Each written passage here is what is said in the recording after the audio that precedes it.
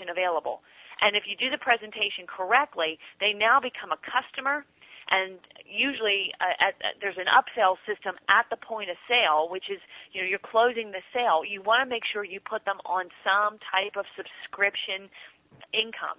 And this is something I want you guys to write down, subscription income. Every sale you make, you want to have some kind of a back end tied to it. And whether it's managed services or hosting or support or whatever it is, every single sale you make should have some kind of subscription income tied to it. And then, of course, we're going to use things like newsletters or other stay-in-touch marketing systems, seminars, emails, fax broadcasts, calls, whatever it is, to sell additional products and services to those customers. And then once you've done that, they're going to become a raving fan because you want to constantly stay in touch with them, communicate with them. You don't want to just sell them something and then never call on them again until another 4 to 5 years. And I see this happening all the time. I have a landscaper. I had a custom closet put in by California Closet, spent an exorbitant amount of money. I mean, these are not cheap. Put that in my house.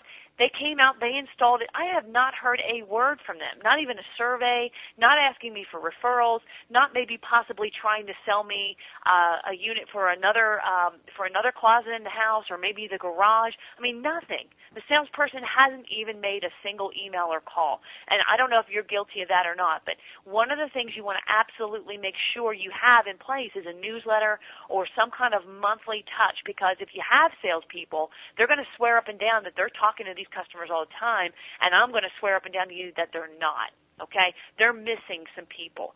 And they get busy, they're trying to close the new deal, whatever it is. And so, in a way, also, you don't want to do it all through manual labor. You can use newsletters and sales letters and postcards and other things to stay in touch with customers to make sure that they refer or that they buy more stuff, and you build that loyalty and that relationship with those clients. Okay? Now, moving on.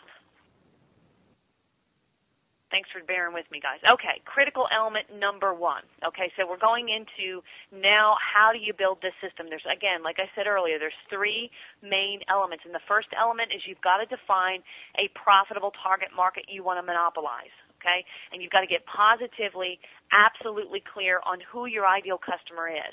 And then you've got to make sure every marketing message, dollar, and resource you have is 100% focused on communicating only to that customer.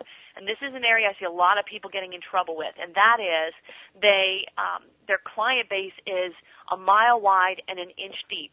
So you really got to get absolutely clear on that. And just to give you an example, Luke Walling from Walling Data Systems is a client of mine. He sells Gris antivirus, AVG Grisoff antivirus, and he is the U.S. distributor for it. And he was doing some marketing. He was doing some postcards. This was an example of a letter or postcard he was sending out trying to market to sell this AVG system, and he was spending a lot of money. He was just sending it out to general companies, nobody in particular. There was no headline, no offer, no benefits, no guarantees, no testimonials. I mean, it was a really lacking in a lot of things that I talk about. So what I did is I went to Luke and I said, Luke, look into your client base of the people who are spending the most money with you, the ones that are the easiest to close. There's got to be some characteristics that are similar or common. And so what we found out is that his best clients were IT managers of K through 12 schools. So we revised the campaign, and this is what you're seeing here on the screen. Who else wants to save $50,000 or more on their antivirus software? And we added a self-interest headline, arouse the curiosity. We also added a testimonial. Right underneath the headline there is a testimonial to support the claim that we just made, okay? And then we mailed it only to IT managers of K through 12 schools who are running Symantec or Network Associates antivirus, because one of the things we found out is when we analyzed his best customers that in every case the system they had in place was Symantec or Network Associates antivirus. Okay, and those were the ones that were the easiest to convert. And so that's who we focused on. So Luke then sent out this campaign, same postcard, same cost, same everything, but we targeted better. We had a more clear focus on who our customer was, and we crafted the message for them. and he wrote me this back actually in an email. He was telling me that since using these suggestions, his last postcard generated over $60,000 in new AVG sales, and he could barely keep up with the number of new customers calling the office. So again, that's knowing who your target market is the foundation for everything we do, and the list is the single most important element. All right, so moving on, critical element number 2 in building this marketing system. It's like a three-legged stool. So the first one is picking your target market. The second one is deciding what you want to be famous for. Okay? Now, in order to develop what's called a unique selling proposition, if you will, you've got to have a narrowly defined promise. You've got to have meaningful specifics. And you've also got to have a powerful guarantee. Now, and I'm using the word guarantee, but there's got to be, and I highly recommend you use the word guarantee, but you've got to be able to guarantee or assure your clients that you are going to get that result. Now, the way you know whether or not you have that kind of message right now, well, the first thing to know is whether or not your sales are easy to get. Are customers coming to you? Are they seeking you out? Are you getting a steady flow of new business, or are you constantly struggling to get new clients in the door? Are you constantly struggling to justify your price? If you're struggling, then your message is not right. And it could be you're targeting the wrong people, but you've got to get that right message to the right people. And the way you know whether or not you have that kind of message is to ask yourself a question. And the question is, what is so unique or special or advantageous about your products and your services that the customers, me, your customer, would want to do business with you over any and every other option available? Okay? And again, why should a prospective customer do business with you over any and every other option available?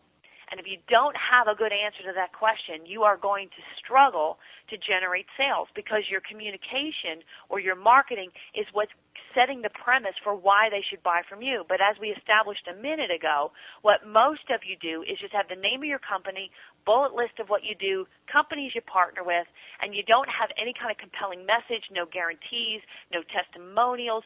And if you do have testimonials, they're kind of weak. They're just like, hey, these guys did a great job. We really trust them, which is better than none. But again, it's a very weak message. In this world that we are playing in today, we are in an ultra-competitive environment. And if you don't have excellent marketing and you really are stepping up, you are going to get eaten for lunch by these competitors who are. Okay? And this goes double, especially if you're small, because you have to be that much more creative in your message and in your efforts in order to get the same results, because the bigger guys can spend lots of money and solve problems. But when you're a small company, you don't have a huge budget, so you've got to be extremely attentive to what your message is so that the little bit that you can afford to get out there has the greatest impact. Okay? Now, let me give you an example of a marketing campaign. This was a campaign that was submitted to me by one of my clients, and it was for a review. And they already admitted, they said, hey, we know this isn't great. We just wanted to show you what we were sending out. But I think this really is typical of what I see from a marketing campaign. And this was to sell a point-of-sale system. But if I didn't tell you that, you would, and you got this postcard and looked at it from the front, you would think it was a company selling recipes, unless you happen to notice the logo down there. But even then, it says the best ingredients become the best recipe. And that really, there's nothing compelling about that. It doesn't even talk about the product. And this is an ad that was created by a graphic designer who has never sold a thing in their life. And this is an example of what a compelling message should, is not, if you will. It's the complete opposite. There's no offer. There's no reason to respond. It doesn't even make sense. And to the restaurant owners who are getting this, the breeze is barely nicking them as they're throwing it in the trash because they don't even know what it is. And if customers have to stop and try and figure out what you're selling, you're not selling them anything. You have lost them. You have a second to get their attention. And if you're not doing it, you've lost it. So let me give you an example of a sales letter that would be a much more effective way of getting those customers. Now, I'm going to point out a few things. First of all, we have a compelling headline. And the headline says it's Friday night and your point-of-sale system went down over an hour ago. Your kitchen is bottlenecked, servers are frustrated, and now customers are starting to walk out. Why the heck hasn't your point-of-sale company called you back? Now, Any restaurant owner who is frustrated with their point-of-sale system can relate instantly to that headline. So we did that. The second thing I want to point out is we talked specifically to restaurant owners, which is niche marketing. And if you're selling a solution, point